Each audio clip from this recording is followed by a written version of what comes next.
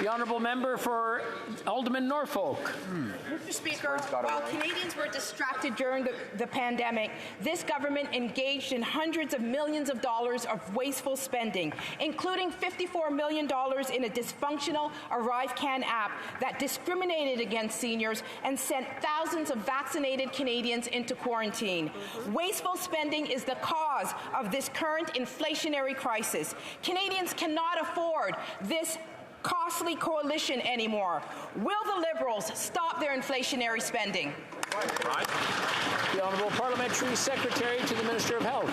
Thank you, Mr. Speaker, and I'm happy to stand in this House and extol the important virtues of vaccination over the last couple of years. Indeed, Mr. Speaker, only very, very few Canadians have decided not to get vaccinated, and that means that we've done quite well in terms of the fatality rate in Canada. And it's so important that Canadians consider now, this fall, getting a bivalent vaccine for themselves and their families. So I'd encourage every Canadian to speak to their healthcare provider or their doctor and consider flu shots and bivalent vaccines this fall. Thank you, Mr. Speaker. The honourable member for Alderman Norfolk. Mr. Speaker, again, that was a non-answer. I was speaking about wasteful spending, Mr. Speaker, during COVID.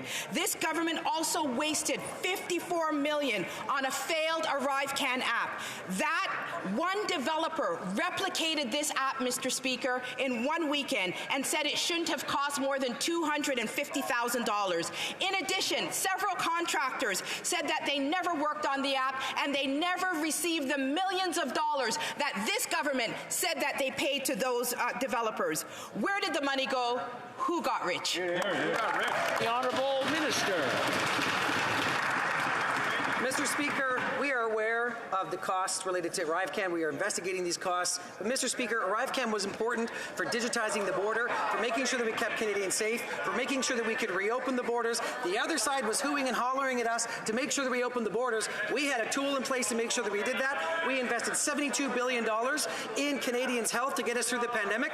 They wanted us to invest less. We invested the right amount. The economy is healthy, and now they're upset because we did the right thing.